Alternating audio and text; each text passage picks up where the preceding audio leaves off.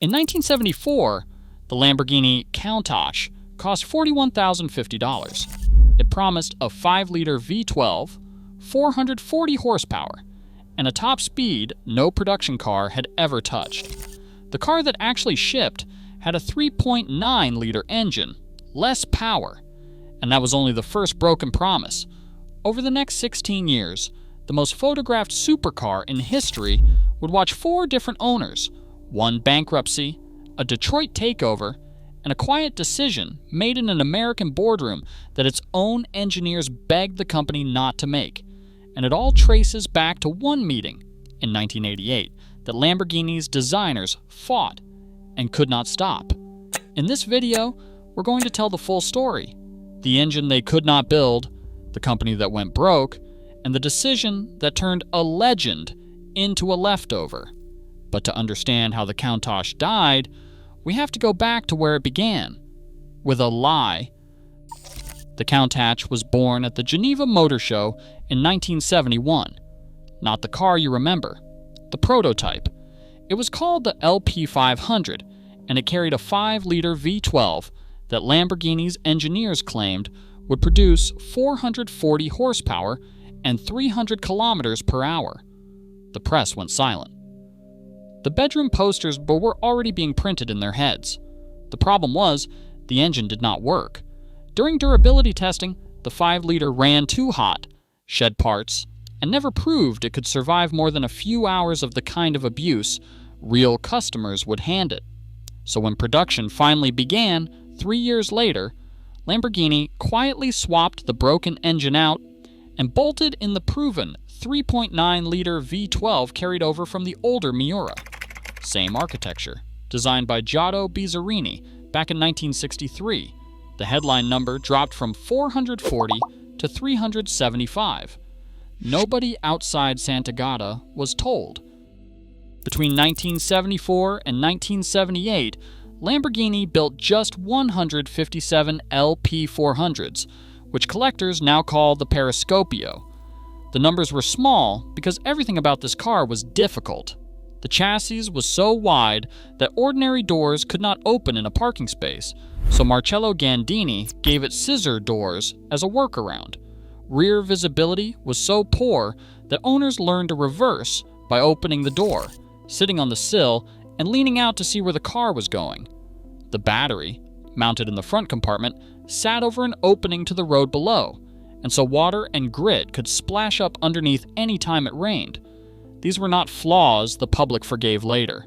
These were flaws baked into the car from day one. The 3.9-liter engine everyone praised for its character stayed in the car for almost a decade because Lamborghini could not afford to replace it. But the engine was not the only thing that came up short. Behind the scenes, the company that built the Countach was already running out of money. In 1972, 1 year before production of the Countach even started, Ferruccio Lamborghini sold a 51% controlling stake in the company he founded to a Swiss businessman named Georges Henri Rossetti. The price was $600,000. 1 year later, the 1973 oil crisis detonated under the luxury car market, and sales collapsed. Rossetti, who managed the factory from Switzerland and rarely visited, could not stop the bleeding. And in 1974, the same year the LP400 finally went on sale, Ferruccio Lamborghini sold his remaining 49% stake to René Leimer and walked away from his own factory forever. By 1978, the company was bankrupt. The Countach kept rolling off the line, but the company building it had no clear owner, no long-term strategy, and no capital. In 1980, an Italian court placed Lamborghini into the receivership of 2 young brothers, Jean-Claude and Patrick Mimron, heirs to a Senegalese sugar fortune who had never built a car in their lives. They bought the company outright in 1984 for roughly $3 million. The Mimrons actually made the Countach better. The LP500S arrived in 1982 with a 4.8-liter engine. The car had been promised a decade earlier. In 1985, the 5000 Quattrovalvole pushed power to 455 horsepower, but American buyers never got that car. U.S. emissions rules has forced Lamborghini to fit Bosch Cagetronic fuel injection to the U.S. spec Quattro Valvole, which dropped output to somewhere between 415 and 420 horsepower. Federal bumpers added weight. Many American owners removed the bumpers the day the car was delivered. Therefore, the Countach Americans paid for was always a little weaker, a little heavier, and a little further from the Italian original than anyone admitted. The Mimrons had saved Lamborghini, but they had also cleaned it up for a buyer. In April 1987, that buyer walked through the door, and the worst decision, the one that turned the Countach from a legend into a leftover, was less than a year away. On April 24, 1987, Chrysler Corporation under Chairman Lee Iacocca paid $25.2 million for Lamborghini.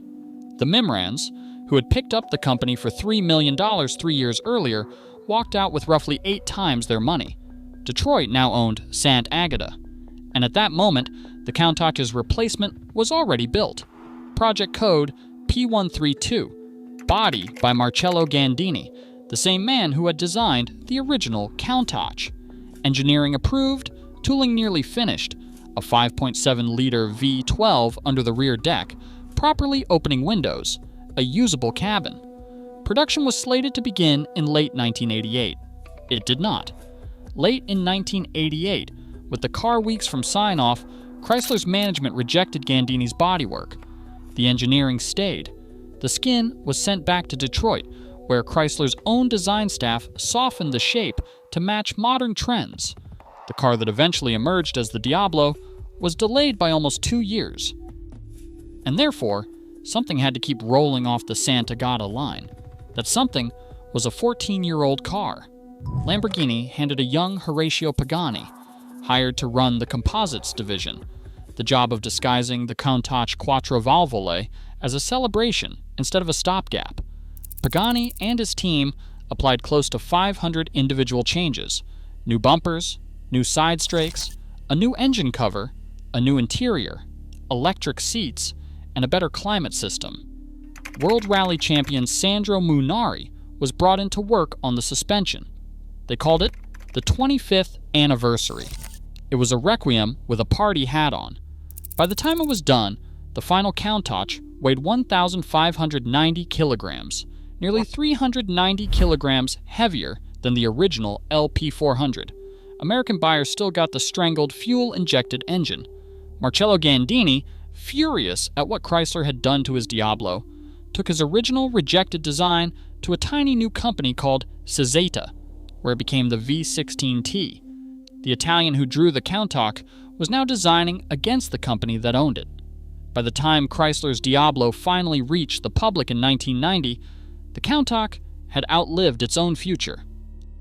In July 1990, the final Countach rolled out of Sant Agata. A 25th anniversary chassis was completed by a line of workers who had, in some cases, been building the same basic car for 16 years. Total production across all 5 variants came to roughly 1,983 cars. For context, that is fewer Countaches than Chevrolet builds Corvettes in a single year.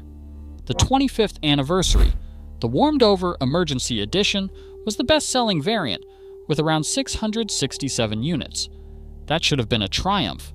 Instead, it was a symptom. The Countach had become most popular at exactly the moment it had stopped being the future. Chrysler's ownership of Lamborghini lasted 7 years. In 1994, Chrysler sold the company to a Malaysian-Indonesian investment group for less than it had paid. The Italian engineers who had fought the Diablo redesign watched Detroit walk away with the brand a little emptier than they found it. In 1998, Volkswagen bought what was left for $110 million. The Countach on your bedroom wall, the red one with the wedge and the scissor doors, was never the car Lamborghini's engineers originally drew. It was the car that 4 different owners, 1 bankruptcy, and 1 Detroit boardroom left behind. That was the decision made in 1988 that this video started with. Now you know what it was, so what does the Countach's story really tell us? And it tells us that the car 4 generations pinned to their bedroom walls was never the car its engineers set out to build. The 5-liter promise was broken in 1974. The company went bankrupt in 1978. The Americans bought it in 1987. The replacement was held hostage in 1988. And when the factory finally turned off the lights in 1990, the most produced Countach in history was the one built to hide all of it. The Countach was not a car. It was a promise, made 4 times and kept once. The people who loved it most were the ones who never knew what they were looking at. What killed it? The broken engine in 1974 or the boardroom in 1988? Tell us in the comments.